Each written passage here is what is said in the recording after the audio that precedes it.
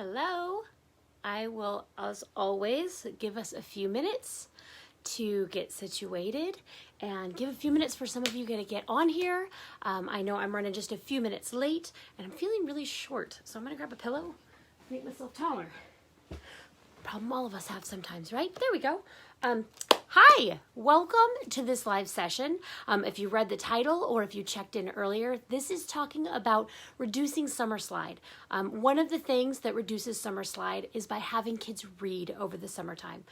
If you've heard of the term summer slide before, I don't know if you're familiar, but that means that kids are losing information that they've learned at the end of the school year. And when they come back into the school year after summer, they've reduced what they've remembered. So test them at the end of the school year and then test them at the beginning of the next school year. And you'll find that they've actually slid backwards. But there are a few ways that we can guarantee our kids don't do that. And reading is the number one way to reduce summer slide in testing in kids that are in school. So how do we keep our kids reading and interested during the summer months? I know it's crazy, it's busy, our activities are changing, our activities are ramping up. Oftentimes reading is one of those things that definitely takes a back seat. It's easy to just the hot summer days, maybe watch a movie when it's too hot to be outside. So how do we incentivize and make reading a priority in our house? And also, how do we get our kids to maybe crave to do that a little bit more on their own? So yes, it's one thing for your kids to read because you've made it a criteria before they can watch TV, or you've made it some sort of tagged onto requirement. But how do we inspire them to desire to read on their own during these summer months? I have raised a house full of readers. My name is Amber Smith, and I have In Due Season, which is here in the Top Picks Vendors curriculum fair, but also I'm a homeschool mom, and I'm a homeschool mom to 10 kids, but I have raised a house full of readers. We actually refer to our house as the book house. And so that was a long time ago. We started with these habits, and I want to share a few of the habits that have created readers over time. So first, I want to address those of you with young children. If you're just starting out in this homeschool journey, if you have high schoolers, don't leave. I have some good tips for you as well. But let's support our people with young children right now too. So how do we get our children to become readers? Well, one of the ways that we did that was early on, books were a part of our lifestyle. Books were a part of my lifestyle. I was not a reader until I was an adult. I actually didn't think I liked reading. I didn't think I liked books. I wasn't that interested. Honestly, I liked to play outside. I was a very busy child, creative, artistic, but reading just wasn't my thing. I think that looking back, I was probably slightly dyslexic as a child. And so the whole thought of reading out loud in front of people was terrifying. And it wasn't actually until I became an adult that I realized that reading was something I really enjoyed. And so when it came to raising kids, I thought I never want one of my kids to think that reading is a terrible thing. And so I tried to be really intentional about how we could create an environment that made books something really desirable. So one way we did that is that we made picture books a priority. I did an article recently for a magazine talking about how we could get high index vocabulary words into our young readers. And you know what the surprising thing I found was? Oftentimes, the highest lexicon indexed books in the library were actually children's picture books. Now, we can think that, oh, we're going backwards when we give a young reader picture books instead of chapter books. But honestly, picture books were created for adults to do the majority of the reading. So if you have an advanced reader, but they're not ready maybe for full chapter books, or they're ready for more words and more difficult reading levels, but they're not quite ready for the content of an upper level reading book, picture books are a great way to get upper level reading in a younger child vocabulary and get them interested in books because you're capturing their interest with the pictures as well. And so I want to encourage you, picture books are a huge and valid resource to get your children reading during the summer months. And so be sure to stock up on some new, interesting, different picture books than maybe you had. One of the ways that we made that was we made a habit of reading at nap time. We made a habit of reading at bedtime. And it was just one of those things that we just created the habit with the intention that I wanted wanted to raise readers. And so creating that habit while you have little ones will pay off in the end by making reading just a part of their everyday habit. And so a few of the other ways that we encourage the reading habit with our older children. During the school day, we had a quiet time. During the summer, this is a great time to establish maybe a quiet time in the afternoons, especially my kids are older and they have electronics and they play online with their cousins and their schoolmates. And so oftentimes it is part of their interacting with other kids. And so I don't want to completely take that away, but we do need a break. And so in the middle of the day, we have just a quiet hour. And so they can just do some reading then. And I try to reward reading. So moving on from our little kids, including picture books and reading to them as a big part of that. But also as we get into our higher grade kids, there's a few tricks that I've learned and used in our life and in our home to make reading appealing. And I want to share just a couple examples of ways that we've done that. One of them is picking a subject that they're interested in right now. There was a period of time where we did a study on birds. And so we tied in some fun things. We just had like a birdhouse book that talked about how to make them. And so they're poring over this book looking at different birdhouses, but you know what they're doing while they're looking at birdhouses and while they're looking through the instructions and picking out the house that they want to make or create or get ideas? They're reading. They're reading the instructions. They're reading through the different stories of the different birds alongside the birdhouse that it lives in. They're reading all kinds of different levels. So sometimes unconventional books can be counted as a reading book. And if you tie those together with another source, this one, we had some birds show up in our backyard. And so while the kids were captivated with what that bird was, we just got some of these just birds of North America and did a little bit of searching and looking. And before you knew it, the kids were reading through these books in their spare time. And so that's one thing, if we can capture an interest that's hot right now, then our kids will do some exploring on their own at the same time. And so I try to leave just a pile of books of what we're currently interested in out at all times. That's actually a homeschool method. It's called strewing. And sometimes we just I want my kids to maybe gain an interest in a subject, or I want them to explore a little bit deeper, but maybe it's not exactly something we're working on right now, but they've sparked an interest or they've asked me about it. I'll grab a few books either out of our personal library or at the public library, and then I will just leave those out for them to be creative. So how are some other ways we can do reading in the summer?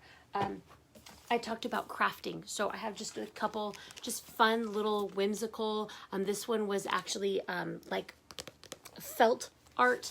And this one was really fun, just little creative stuff, really, really simple. Again, simple crafts, simple activities.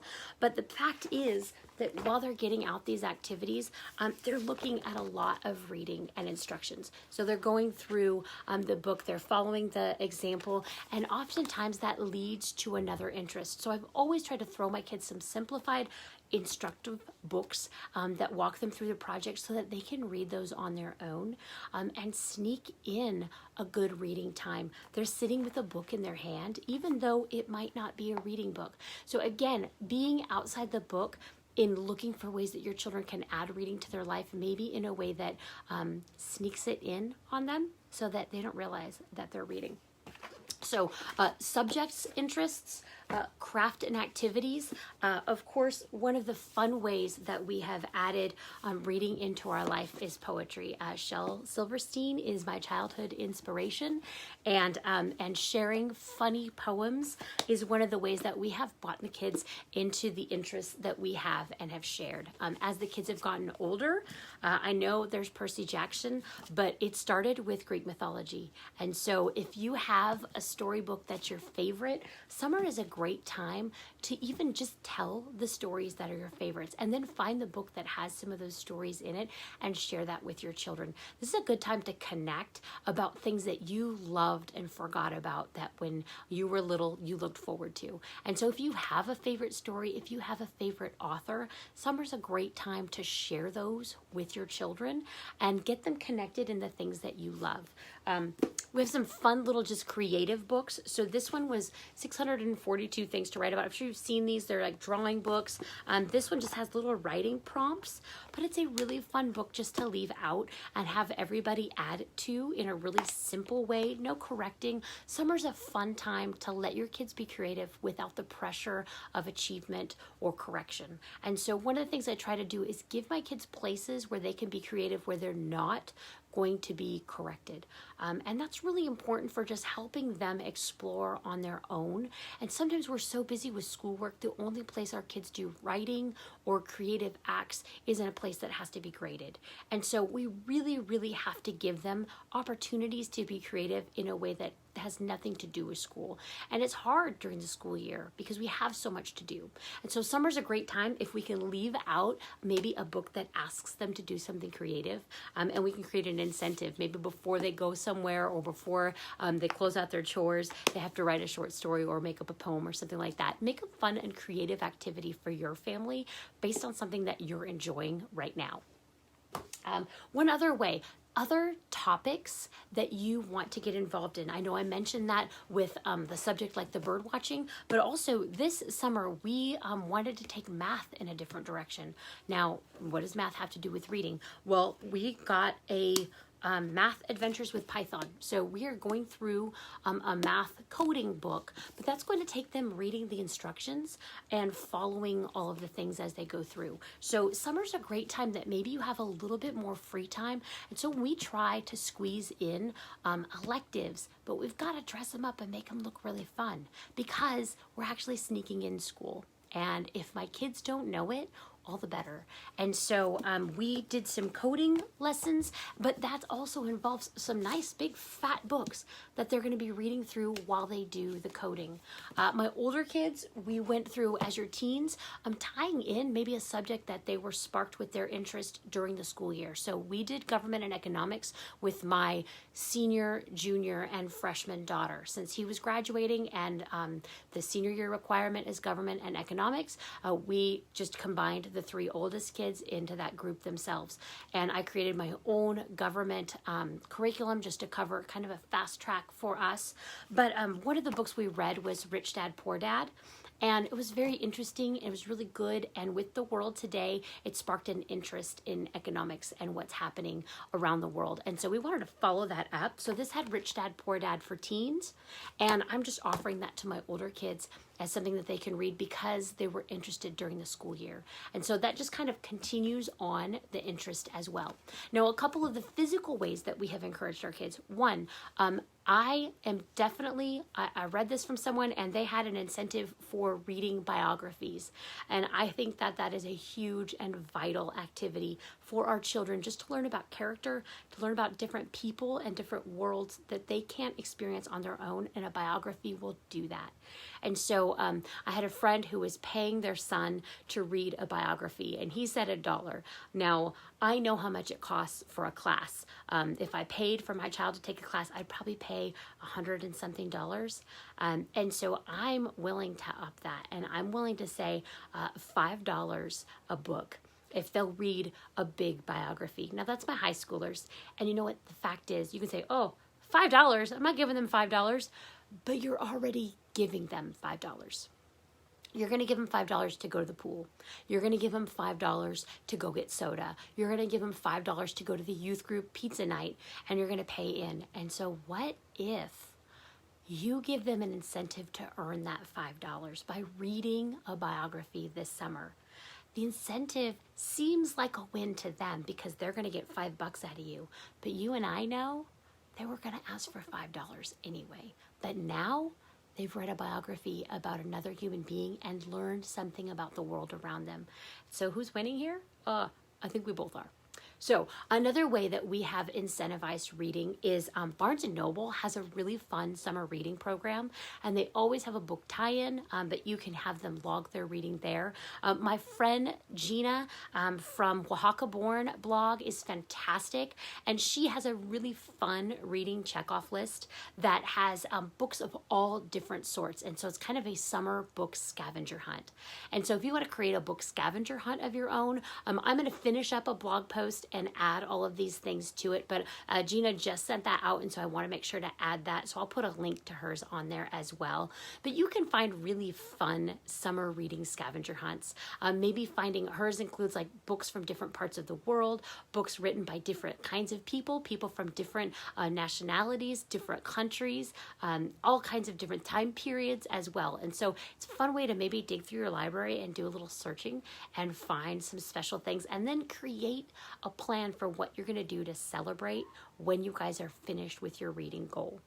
Really, the whole thing is making returning to a book fun, but you have to create a window to do that. And so having a regular downtime during the summer is a great way to fit in reading. We've always had a rule, electronics are off at bedtime, but in the summer, I don't really have a bedtime. My husband and I get up very early a couple days a week to work, but the kids, if they're quiet, may stay up. Our rule has always been you may read, you may write, or you may draw at bedtime. And that has been a great way for my kids to read during a time when they don't have the opportunity to do anything else. When you remove all the other options, reading actually becomes really appealing to your kids. And so I had a daughter who we got her sheet. Our library keeps track of how many books you've checked out. From 10 to 16, when she graduated high school, she actually borrowed 3,500 books from our public library. And so creating that reading habit, creating an incentive for reading and making it a part of your regular life is a huge way to just create a reading habit in your children and make them hungry and desire to read.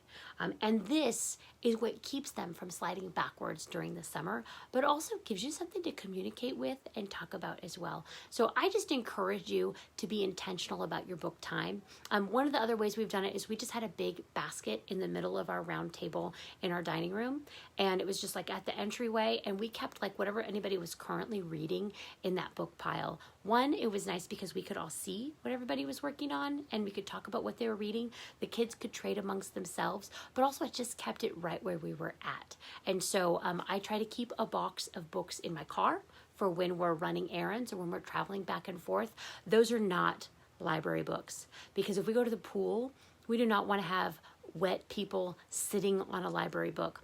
So I try to just grab a pile of books at like the half price bookstore or at a rummage sale or garage sales, or maybe pull some old favorites from the shelves. But I encourage you to have a stash of books in your car at all times.